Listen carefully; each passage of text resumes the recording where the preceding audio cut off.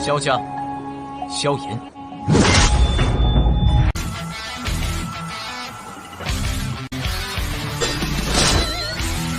指缝中的光点燃了梦魇，站在天端俯瞰着世界无边无边。Selamat datang di channel hiburan netizen.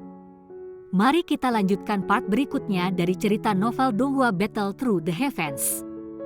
Ini hanyalah full spoiler. Tanpa banyak kata demi menghemat kuota, segera kita mulai isi ceritanya. Xiao Yan tersenyum samar ketika dia melihat wajah bos itu. Dia terlalu malas untuk mengatakan omong kosong sembari dia mengangkat telapak tangannya mengarahkannya ke Aoba dari kejauhan. Sebuah kekuatan hisap tiba-tiba melonjak keluar dan dengan paksa menghisap buah skala ular api es dari tangan orang lain. Bajingan, Anda mencari kematian. Aoba langsung merasa malu ketika dia melihat tindakan tiba-tiba Xiao Yan. Dengan teriakan marah, dia melambaikan tangannya dan 10 laki-laki plus di sampingnya menerkam ke arah Xiao Yan seperti harimau lapar. Bang, bang, bang. Xiao Yan tampak acuh tak acuh melihat selusin orang menerkam. Dia secara acak melambaikan tangannya dan angin melonjak keluar dengan cepat sebelum segera menghantam dada lusinan lebih pria. Kekuatan yang kuat menabrak mereka sampai mereka terbang mundur sebelum akhirnya menghantam kerumunan, membawa teriakan dan kekacauan. Bang bang bang, gelombang lain terdengar. Aoba juga tercengang ketika melihat 10 bawahannya terjatuh dalam sekejap mata. Dia baru saja akan mengeluarkan kutukan ketika sesosok manusia melintas di depan mereka. Sebuah jubah hitam aneh muncul di depan matanya saat lengan panjang dengan lembut menutupi dadanya. Setelah itu, suara samar perlahan terdengar di samping telinganya, menyebabkan seluruh tubuhnya tertutup keringat dingin. Meskipun ada peningkatan jumlah orang di asosiasi alkemis saat ini, ada juga banyak ampas lagi. Hari ini, saya akan membantu Fama membersihkan sedikit. Suatu kekuatan dahsyat tiba-tiba meletus dari telapak tangan yang ditekan di dada Aoba setelah suara itu terdengar. Aoba sangat terpukul dan dikirim terbang di tengah sejumlah tatapan tertegun di area transaksi. Segar darah, segar tanpa sadar meludahkan keluar, menempel ke tanah selama lebih dari 10 meter sebelum secara bertahap berhenti. Kejutan melintas di hati orang-orang di sekitar ketika mereka melihat bahwa Xiao Yan bisa mengalahkan Aoba dengan telapak acak. Meskipun Aoba ini memiliki karakter yang buruk, dia adalah seorang ahli yang akan maju ke kelas Dadoushi, tidak peduli bagaimanapun orang mengatakannya. Benar-benar tidak terduga bahwa dia tidak dapat menahan satu pertukaran di tangan pemuda berjubah hitam ini. Namun, semua orang melemparkan tatapan mengerikan ke Xiao Yan setelah mereka menjadi kejutan. Orang ini mungkin menikmati memberikan pukulan itu, tetapi apakah dia tidak tahu bahwa orang tua Fu Yan selalu melindungi miliknya sendiri? Selain sejumlah kecil orang di asosiasi alkemis yang tidak berani menyinggung perasaannya, sebagian besar orang merasa sedikit takut pada lelaki tua eksentrik yang melindungi dirinya sendiri. Kamu mendapat masalah. Cepat, ikuti saya dan tinggalkan tempat ini. Sue Mei juga kaget dengan serangan mendadak Xiao Yan. Dia melihat Aoba yang tergeletak di tanah di kejauhan berulang kali memekik. Dia buru-buru mendesak Xiao Yan dengan lembut sebelum dia menarik yang terakhir, berbalik, dan pergi.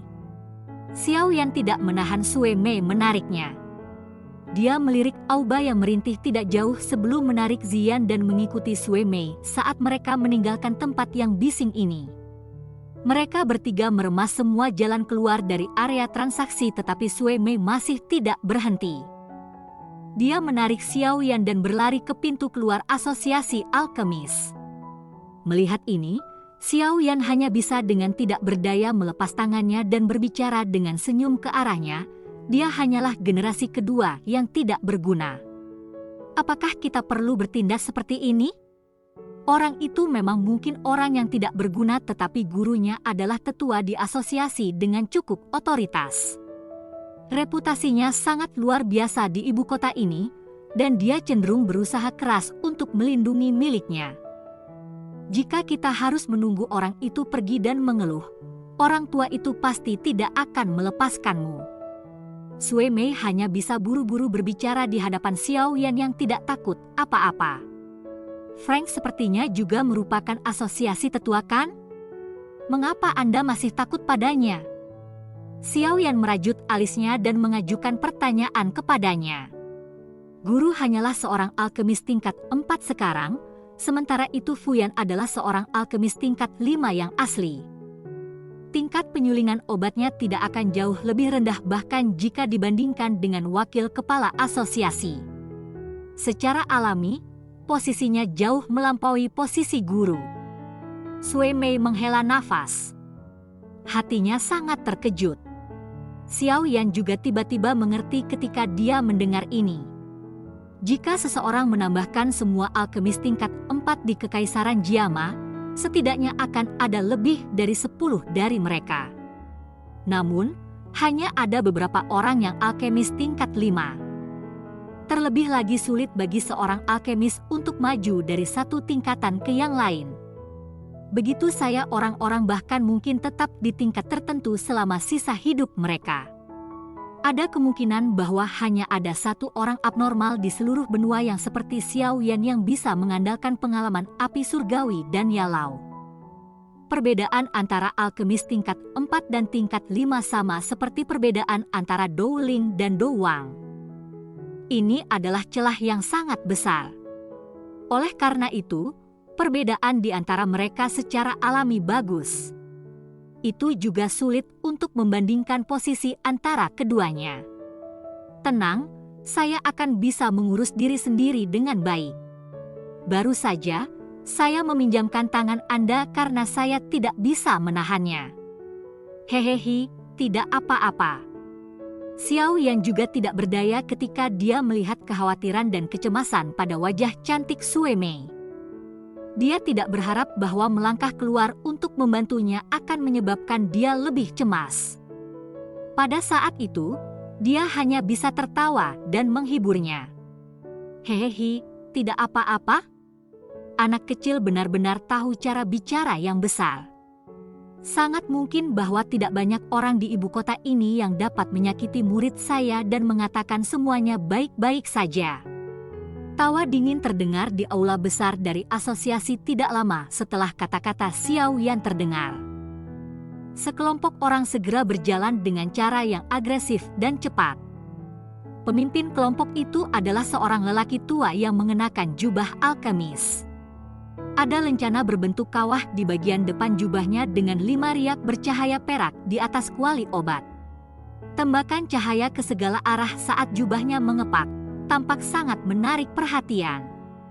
Seorang alkemis tingkat 5. Dia sebenarnya sangat hebat.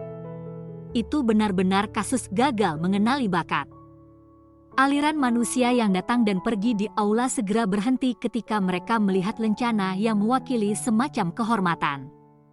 Wajah mereka dipenuhi rasa hormat dan iri hati. Ekspresi semacam itu, sepertinya wajah cantik Sue Mei segera berubah sedikit ketika dia melihat pria tua itu. Dia merasa sangat frustrasi di dalam hatinya. Mengapa kecepatan pria tua ini, yang tidak akan mati, begitu cepat? Dia adalah satu-satunya yang disebut Fuyan?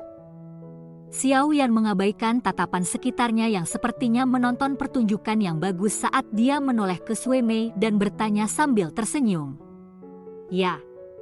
Sue Mei menghela nafas dalam hatinya saat dia melihat pria tua yang menunjukkan senyum dingin dan kemarahan di wajahnya saat dia dengan cepat berjalan. Dia menggigit bibir dan menganggukkan kepalanya sebelum segera berbisik, Anda harus mencoba berbicara sesedikit mungkin. Orang tua ini seharusnya tidak berani membuat hal-hal terlalu sulit bagi generasi muda seperti kita di depan umum. Xiao Yan tidak tahu apa-apa ketika mendengar ini.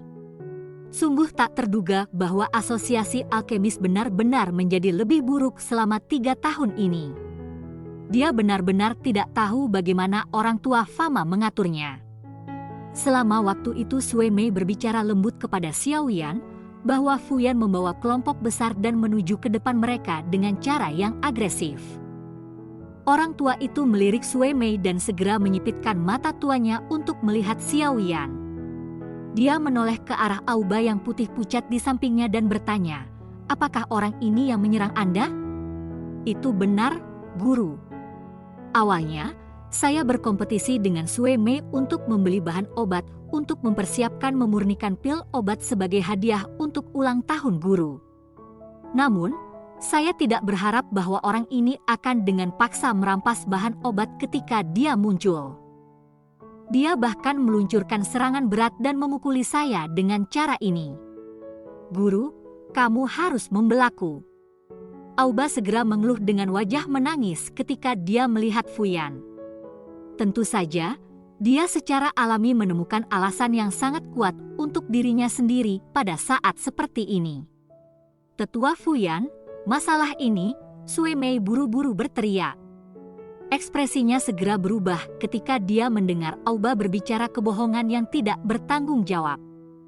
Namun, sebelum suara Sue Mei terdengar, Fuyan melambaikan tangannya dan berkata dengan samar, "Sue Mei, masalah ini tidak ada hubungannya denganmu.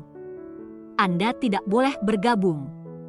Jika tidak, Anda bisa pergi dan mengatakan omong kosong kepada Fu Kelantua. Kamu adalah orang yang menyerang barusan, kan? Benar-benar tidak terduga bahwa Anda menggunakan pukulan berat meskipun usia muda Anda.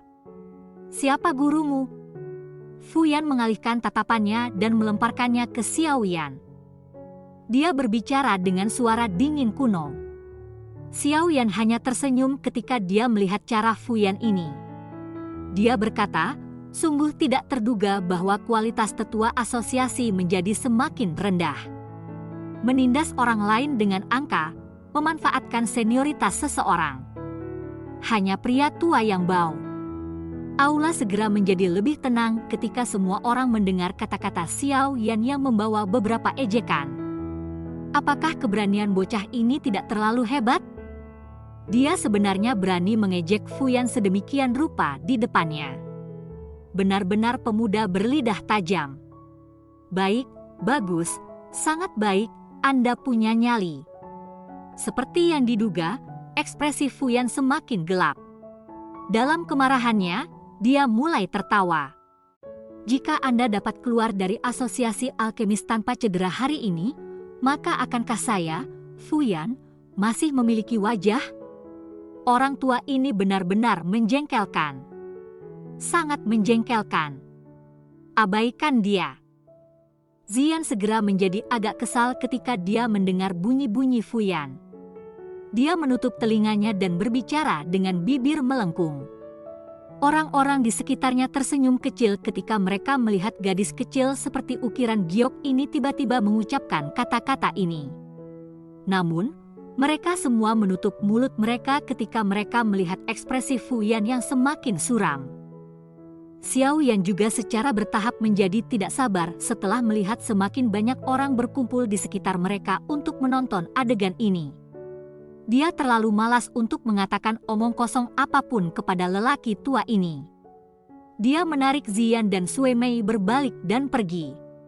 Ekspresi Fuyan segera berubah menjadi hijau ketika ia melihat aksi Xiao Yan. Ini adalah pertama kalinya dia bertemu orang muda yang sombong setelah bertahun-tahun. Kemarahan segera melonjak. Dou Qi yang kuat dan panas melonjak keluar dari tubuhnya dengan teriakan marah. Dou Qi kuat yang meletus dalam sekejap segera menyebabkan orang-orang di sekitarnya untuk buru-buru mengambil beberapa langkah mundur, takut terjebak dalam kekacauan. "Anak kecil yang nakal, hari ini saya akan membantu guru Anda mengajari Anda apa yang disebut rasa hormat kepada guru Anda."